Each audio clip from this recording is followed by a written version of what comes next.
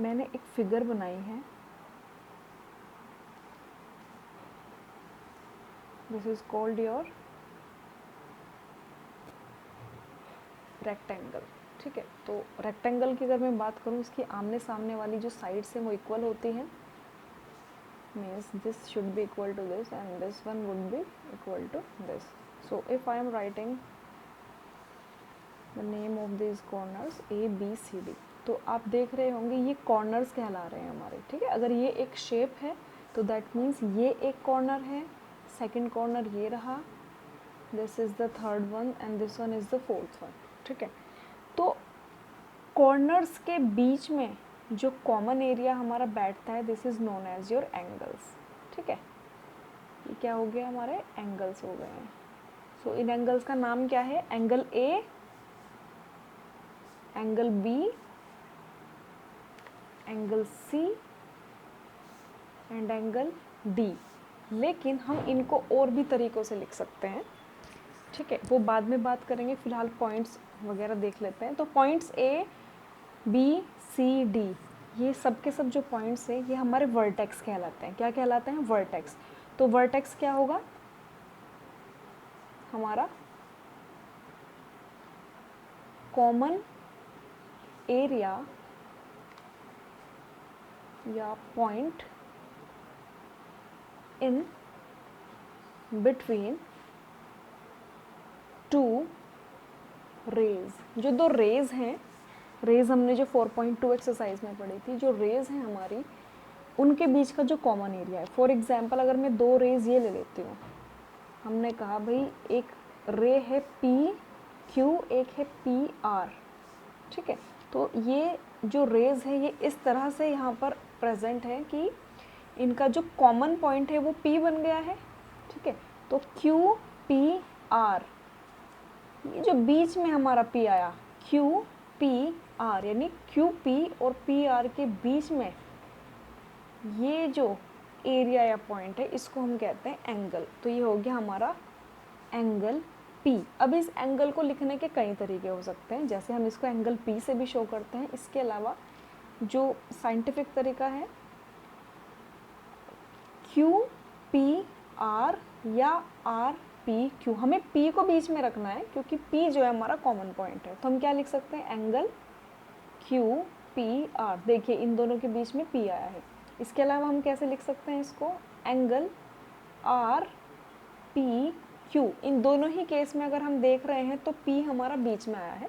ठीक है, तो मैं रेक्टेंगल का एग्जाम्पल देके यहाँ पर बताती हूँ। तो एंगल A को हम कैसे लिख सकते हैं, एंगल A को हम लिख सकते हैं एंगल BAD। देखिए BAD, BAD। मैं एंगल A को पूछ रही हूँ ना, तो एंगल A किन दो वर्टेक्स के बीच में है, इन दोनों के बीच में। ठीक है, इसके अलावा मैं इसको कैसे लिख सकती हूँ, एंगल DAB।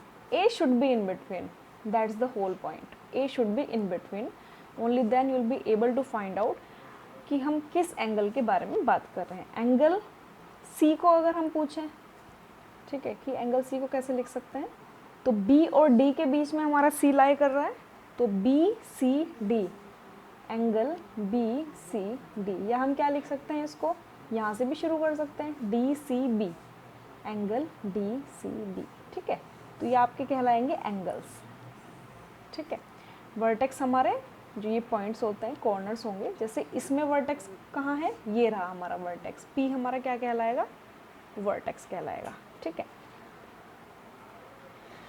और क्या हो सकता है, एक जैसे मैंने दिया है, ये एक एरिया दिया है।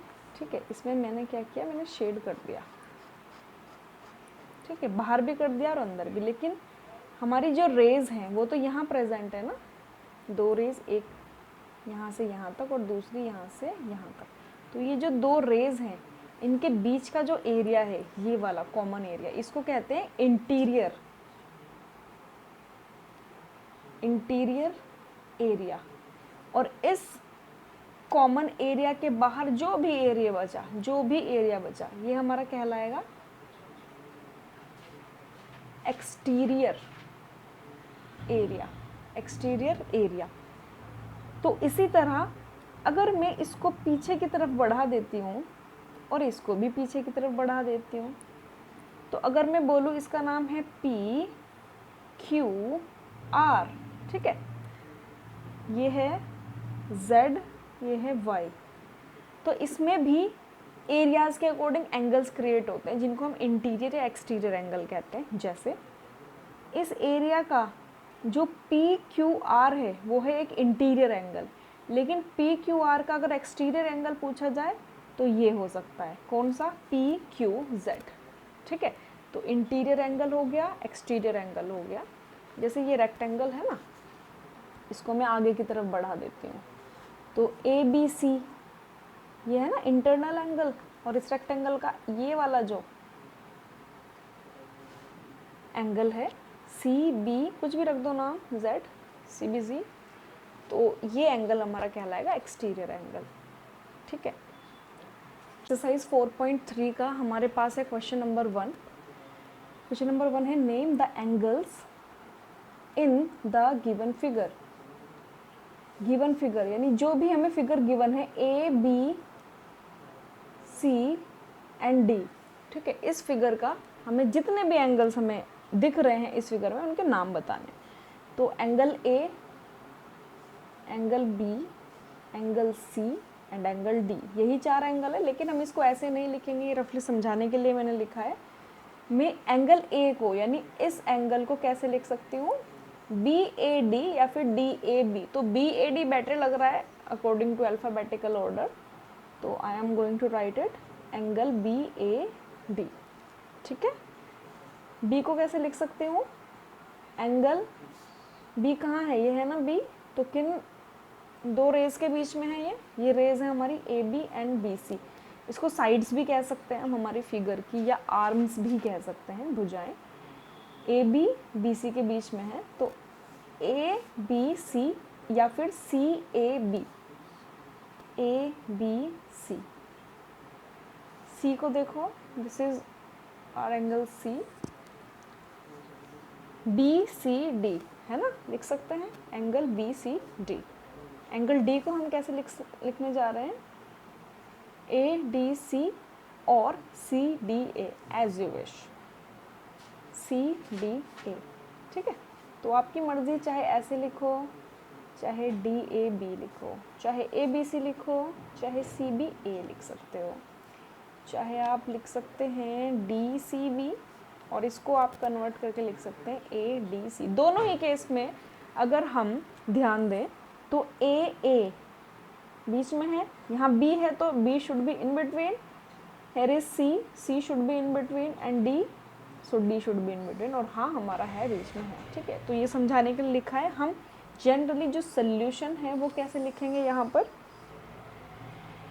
द एंगल्स आर डैश लगाया, angle D A B comma angle A B C comma angle B C D, and जगह नहीं है तो नीचे लिख देते हैं एंगल सी डी ए। बस ये इतना सा सोल्यूशन है यहाँ से लेके यहाँ तक। ये फर्स्ट क्वेश्चन था तो थोड़ा मैंने ऐसे समझा दिया है, आपको ऐसे लिखने की ज़रूरत नहीं है, आप इतना सोल्यूशन भी दे सकते हो।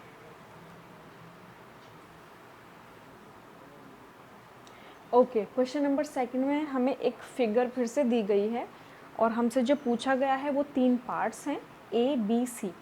ए पार्ट में हमसे पूछा गया है in the interior of D O E, यानी एंगल डी ओ ई के अंदर, ठीक है, कौन सा पॉइंट है, ठीक है। हमारा क्वेश्चन यही है ना, main question, in the given diagram name the points. तो हमें सारे पॉइंट्स निकालने हैं, लेकिन ऐसे नहीं कि हम अपनी मर्जी से बोल देंगे A B E F C D, no, उन्होंने जो भी पॉइंट्स पूछे हैं वो हमें बताना होगा, ठीक है। तो हमारा जो डी ओ ई है वो कहाँ है, देखो ज़रा, डी ओ ई, यानी इस रीजन की बात हो रही है, ठीक है। इस रीजन के अंदर कौन से पॉइंट है, सिर्फ ए एक ऐसा पॉइंट है जो अंदर है, क्योंकि ये तो इस पर लाई कर रहे हैं ना, बी ई डी, ये लाई कर रहे हैं इन पर, या फिर हम कह सकते हैं ये इनके ऊपर है, ऑन। तो बी पॉइंट कहाँ है, ओ ई के ऊपर है, ठीक है। तो इसका आंसर सोल्यूशन देख लेते हैं। ए पार्ट में आएगा the point in the interior of angle DOE equal to A। ठीक है, this is the point. B part पर आते हैं। बी में पूछा क्या है, in the exterior of EOF। Okay, सबसे पहले देखो EOF कहाँ है, EOF। ठीक है, हम इसको शेड कर दिया है हमने, आपको करने की ज़रूरत नहीं है, ये बस समझाने के लिए है, आप नॉर्मल फिगर नोट कर सकते हो। ये इसमें शेड हो गया है। हमें पूछा है EOF, मिल गया EOF पोर्शन। ठीक है, इसके इंटीरियर में पूछा है कि एक्सटीरियर में पूछा है, एक्सटीरियर में पूछा है, तो एक्सटीरियर में कौन कौन से पॉइंट्स हो गए, C ऑब्वियसली ये तो होगा, A। हाँ, आप सोच रहे होंगे कि A तो हमने लिख दिया, इसके इंटीरियर में है, नहीं, कोई फ़र्क नहीं पड़ता है, इसके एक्सटीरियर में भी तो लाई कर रहा है ना पॉइंट A। ठीक है, तो पॉइंट A हो गया। D भी है हमारा, EBF, ये बिल्कुल हमारी जो आर्म्स हैं, हमारी जो साइड्स हैं, उसके ऊपर लाई कर रहे हैं, they are on the arms और ऑन द साइड्स, तो इनको हम कंसिडर नहीं करेंगे। हम किसको कंसिडर करने जा रहे हैं, C, A एंड D। तो आंसर क्या होगा, द पॉइंट, अच्छा एक से ज़्यादा पॉइंट है, so the points in the exterior of angle EOF, dash लगा दीजिए। कौन कौन से पॉइंट्स हैं, कौन कौन से पॉइंट्स हैं हमारे, A पॉइंट है, C पॉइंट है एंड D पॉइंट है। ठीक है, अब C पार्ट देखते हैं। C पार्ट में पूछा है ऑन EOF, चलो EOF निकाल दें। EOF already we have this portion of EOF, तो इसके ऊपर, ऑन का मतलब क्या होता है, एग्जैक्ट, इसके ऊपर कौन कौन से पॉइंट होंगे वो पूछा गया है। तो B है, E है, इस लाइन पर तो BE है ना, लेकिन इस पर क्या है, F, तो क्या हो गया BEF। तो हम लिख सकते हैं आंसर यहाँ पर, the points on angle EOF equal to E, B, F। और हाँ, ये O भी तो आएगा इसमें, है ना, O भी तो इसी में है, तो मैं ऐड करने जा रही हूँ O को भी। Okay, this is your solution. यहाँ से यहाँ तक आप लिख सकते हैं। ओके, हमारा क्वेश्चन नंबर 3 है, draw rough diagrams of angles such that they have. हमें कुछ ऐसे ही रफ डायग्राम्स ड्रॉ करने हैं। रफ डायग्राम्स बोले तो हर बच्चा अलग डायग्राम अपना बना सकता है, कोई बाउंडेशन नहीं है कि ऐसा ही डायग्राम हो या वैसा ही डायग्राम हो, लेकिन कंडीशन हमें फॉलो करनी होगी। कंडीशंस क्या है, ABCDE, अलग अलग कंडीशंस दे दी हमें। तो थर्ड के A पार्ट में देखते हैं क्या कंडीशन है, 1 पॉइंट इन कॉमन। ठीक है, एक पॉइंट जो कॉमन हो। ठीक है, बनाते हैं। एंगल्स, यहाँ क्या गया है, डायग्राम ऑफ एंगल्स, यानी एक से ज़्यादा एंगल बनाना है जिसमें एक पॉइंट कॉमन हो। यहाँ पर ये बात नहीं हो रही है कि दो रे खींच दी उसके बीच में कॉमन एंगल आ गया, नहीं, यहाँ बात हो रही है एंगल्स की। एक से ज़्यादा एंगल्स हो तो मिनिमम 2 तो होने ही चाहिए। तो एक लाइन खींच रही हूँ,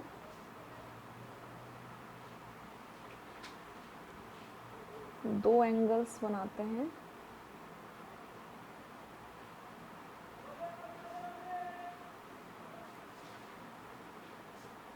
ठीक है, ये सब हमारी रेज हो गई हैं, तो एरो से डिनोट कर देते हैं। इसका नाम रख देते हैं OABCD।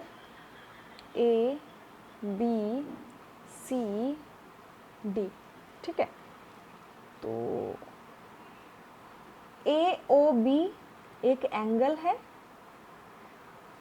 COD दूसरा एंगल है। ठीक है, इनके बीच में कॉमन पोर्शन कौन सा हो गया, दिस वन। ठीक है, ये हमारा हो गया common portion.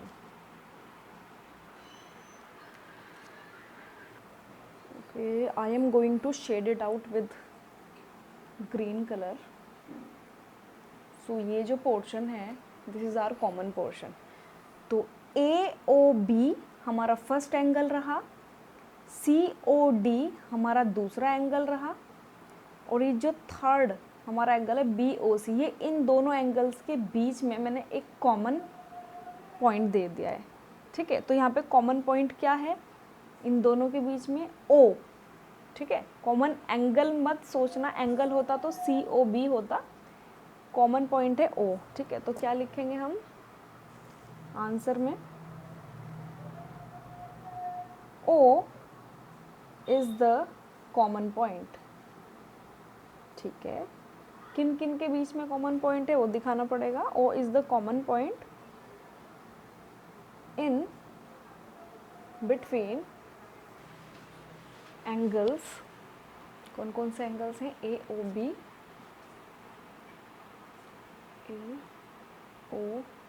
And angle COD. इन दोनों एंगल्स के बीच में जो पॉइंट है COD.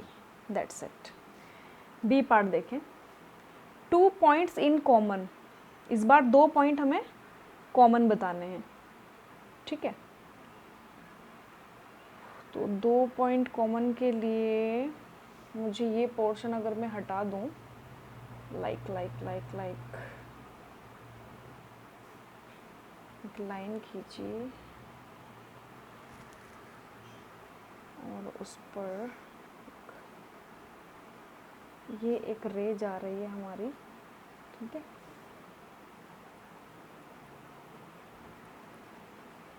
ये एक रे है और ये एक रे है. तो O A B C. ठीक है, तो यहाँ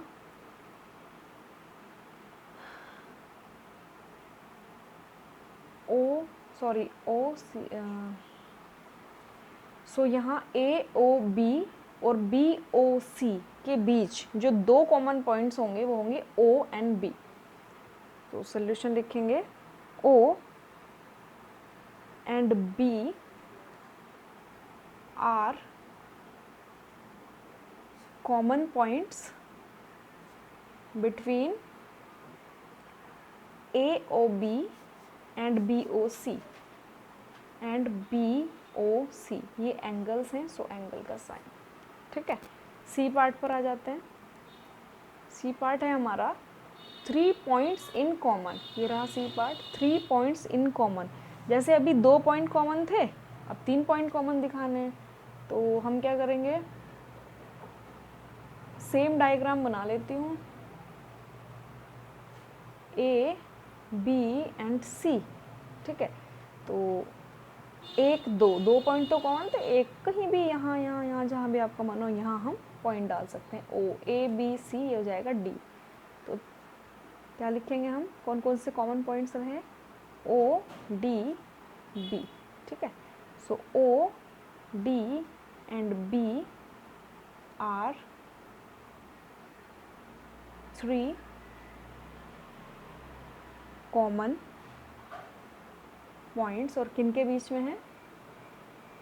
between angle AOB and angle COB या फिर BOC. दैट्स इट.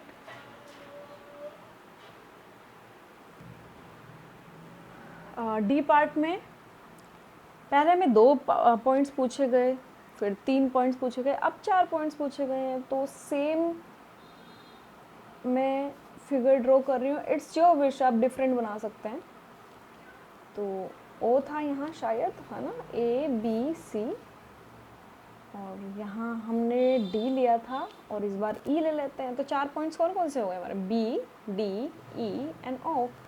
तो सोल्यूशन में लिखेंगे O, E, D and B are the 4 common points in between. किस किस के बीच में है? AOB, angle AOB and angle BOC या फिर COB. I am writing BOC here. Now the E part. E part में हमें पूछा गया था एक रे जो कॉमन हो दो एंगल्स के बीच में. ठीक है, तो अगर मैं देखूं ये दो एंगल्स हैं और इनके बीच में रे कौन सी कॉमन है, AB OB, यही तो कॉमन हुई रे, है ना. तो थोड़ा सा डिफरेंट बना लेते हैं इस बार. ये है, इसको इधर की तरफ हम थोड़ा सा इंक्लाइन कर देते हैं. ठीक है, सो ये हमारी रे हो गई है जो कॉमन रे है किसके बीच में, AOC BOC के बीच में. दिस इज द कॉमन रे. मैं इसको ग्रीन शेड दे देती हूँ. ये वो रिक्वायर्ड रे है जो हमसे पूछी गई है.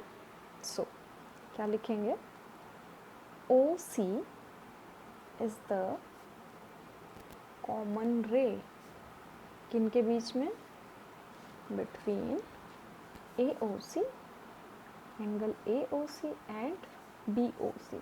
So angle BOC. दैट्स इट. यहाँ पर हमारा क्वेश्चन नंबर 3 के साथ साथ एक्सरसाइज 4.3 कंप्लीट होती है. ओके, एक्सरसाइज 4.4 में हमें क्वेश्चन गिवन है, draw a sketch of a triangle ABC. एक स्केच बनाना है ट्राइंगल का जिसका नाम है ABC. Mark a point P in its interior. इस ट्राइंगल के इंटीरियर साइड में यानी अंदर की जगह पर, यानी कि इनसाइड द ट्राइंगल हमें एक पॉइंट P मार्क करना है कहीं भी, बस वो इंटीरियर एरिया में लाई करना चाहिए. And a point Q in its exterior, और एक पॉइंट Q भी मार्क करना है. ठीक है, जो इसके एक्सटीरियर पोर्शन में हो. ठीक है, पहले इतना काम कर लेते हैं. हमने एक स्केच बनाया ट्राइंगल का. ट्राइंगल का नाम दिया ABC according to question. Mark a point P. ये हमारा जो ट्राइंगल की बाउंड्रीज है, इसके अंदर वाला जो पोर्शन है वो यहाँ से ये सब हो रहा है. कहीं भी आपकी मर्ज़ी है. मैंने यहाँ अपनी मर्ज़ी से एक पॉइंट P मार्क कर दिया है. अब बोला है इसके एक्सटीरियर में एक पॉइंट निकालना है. ठीक है, मैंने एक्सटीरियर पोर्शन ये ले लिया है. यहाँ पर एक पॉइंट Q मार्क कर दिया है. यहाँ हो सकता है पॉइंट, यहाँ यहाँ यहाँ यहाँ यहाँ यहाँ यहाँ, इतने एरिया में कहीं भी हो सकता है, यहाँ यहाँ यहाँ. तो मैंने यहाँ पर एक पॉइंट Q मार्क कर दिया है. हमसे क्वेश्चन क्या पूछा गया है, इज द पॉइंट A, जो पॉइंट A है, इन इट्स एक्सटीरियर और इन इट्स इंटीरियर, कि जो पॉइंट A है वो इस ट्राइंगल के इंटीरियर पोर्शन में है या एक्सटीरियर में है. इंटीरियर पोर्शन तो ये है, इसमें तो A है नहीं, है ना. ये है हमारा A पॉइंट, और एक्सटीरियर पोर्शन ये पूरा पोर्शन है, इसमें भी नहीं है. तो A कहाँ है, ये तो इस ट्राइंगल के ऊपर लाई कर रहा है. A भी, B भी और C भी, ये साइड्स है ना आर्म से, इस पर लाई कर रहा है. तो हम क्या लिखेंगे, तो कंफ्यूज करने के लिए दे दिया है कि शायद स्टूडेंट्स P इंटीरियर लिख देंगे या एक्सटीरियर लिख देंगे, लेकिन दोनों ही पॉसिबिलिटीज़ गलत हैं. तो हम लिखेंगे point A lies on the given triangle ABC. ये ट्रायंगल का सिंबल है, ट्रायंगल ABC. पॉइंट A जो हमारा है वो ना तो इंटीरियर है और ना ही एक्सटीरियर में लाई करता है एरिया में. तो हम लिखेंगे point A neither in interior area nor exterior, कि जो हमारा पॉइंट A है वो ना तो इंटीरियर एरिया में लाई कर रहा है और ना ही एक्सटीरियर में. पॉइंट A लाइज नहीं लिखा मैंने, यहाँ लाइज भी आएगा. So this is your lies. Point A लाई कर रहा है. ठीक है, ओके. क्वेश्चन नंबर 2 में हमें एक फिगर गिवन है A B C D. हमें पता लगाना है इस फिगर के according first part, second part, third part और फोर्थ पार्ट। तो ए पार्ट में हमें पूछा गया है identify 3 triangles in the figure. ठीक है, तो सॉल्यूशन करते हैं। ए पार्ट में द 3 ट्राइंगल्स आर, कौन कौन से 3 ट्राइंगल्स हो गए हमारे, देखो सबसे पहले तो सबसे बड़ा ही हो गया है ये पूरा का पूरा ए बी सी। हम लिखेंगे एंगल, सॉरी ट्राइंगल पूछा है ना, तो triangle A B C, this whole triangle A B C. Next is triangle, ये देखिए ये जो छोटा पोर्शन है मीन्स ए डी सी या फिर ए सी डी, ये ट्राइंगल बन गया हमारा। तो हम लिखेंगे A D C. And third one is ये जो है जिसमें मैं हॉरिजॉन्टली शेडिंग कर रही हूँ, this is your third triangle. Okay, so A B D, triangle A B D. First part हमारा यहाँ खत्म होता है। Second part, B part, names of 7 angles, angles के नाम बताने। तो एंगल्स के नाम के लिए सबसे पहले मेरे को ट्राइंगल कंसिडर करना होगा, किस ट्राइंगल को मैं ले रही हूँ। मैं ए बी सी ट्राइंगल को ले रही हूँ पहले, तो पूरे के पूरे जो एंगल्स है वो आ जाएंगे इसमें। ठीक है, सो लिखेंगे द 7 एंगल्स आर, डैश लगाया, फर्स्ट एंगल लिखते हैं। एंगल सबसे पहले ये पूरा होल एंगल ले लेते हैं। ठीक है, दिस होल एंगल, तो ये हो जाएगा B A C, angle B A C. फिर मैं ये होल एंगल ले रही हूँ B A B C, angle A B C. Then this whole C, angle A C B, angle A C B. ठीक है, और क्या हो जाएगा हमारा, अब मैं इस ट्राइंगल में आ रही हूँ, ट्राइंगल ए डी सी के अंदर। ए डी सी में कौन कौन से हमारे एंगल्स होंगे चेक करो। एक तो हमारा हो जाएगा, ये ब्लैक पोर्शन करना होगा, ये वाला जो एंगल है, ठीक है ना, ये जो एंगल है हमारा, तो ये है हमारा angle C A D. So angle C A D. Next हो जाएगा हमारा ये angle, angle A C D, angle A C D. Next है हमारा ये जो एंगल दिख रहा है, ठीक है, ये angle, angle A D C, A C के बीच में है ना, ये इस तरह से है, 2 रेस से मिलके बना हुआ A D C. So angle A D C comma. अब ये ट्राइंगल हो गया है, ये ट्राइंगल हो गया है। अब हम इस ट्राइंगल में एंट्री लेने वाले हैं, A B D. A B D यानी ये जो पोर्शन है इधर वाला, ठीक है, केवल ये ट्राइंगल जो है, इसमें हमारे एंगल कौन कौन से हो जाएंगे, angle B A D, angle B A D. B A D angle कौन सा हुआ, ये जो एंगल है, दिस वन। ठीक है, नेक्स्ट है ए डी बी, ये कौन सा एंगल हुआ, ये वाला A D B, angle A D B comma. और हो सकता है, हाँ ये है ना ए बी डी, लेकिन इसको हम पहले ले चुके हैं तो इसको कंसीडर नहीं करेंगे। तो जितने भी एंगल्स पॉसिबल हो सकते हैं इसमें वो मैं बता चुकी हूँ। काउंट कर लेते हैं, 1 2 3 4 5 6 7 8 एंगल्स है। कोई रिपीट तो नहीं हुआ है, I need to check it out. So total 8 angles we have found. आप इनमें से कोई भी 7 लिख सकते हैं, कोई भी 7, ठीक है।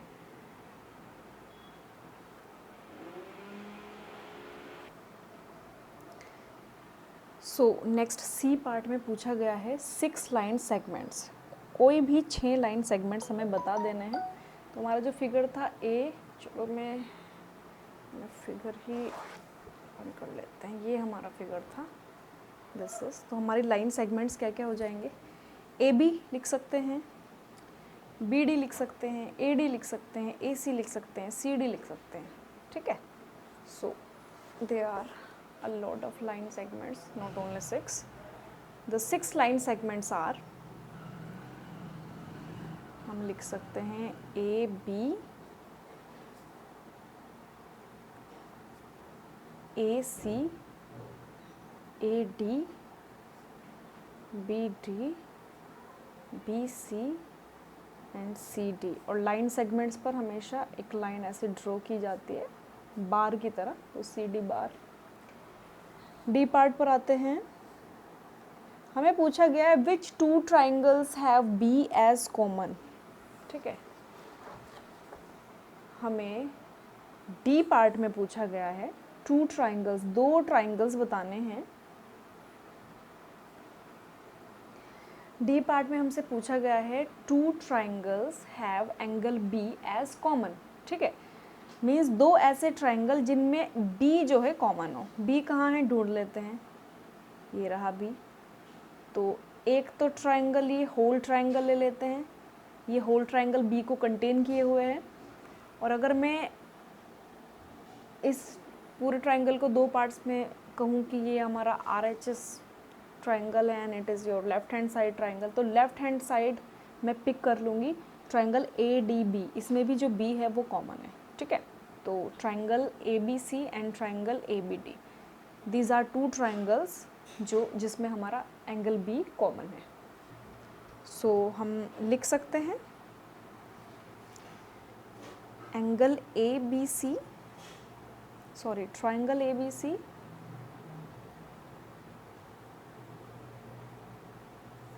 in triangle ABC and triangle ABD, triangle ABC और triangle ABD में angle ABD and angle ABC are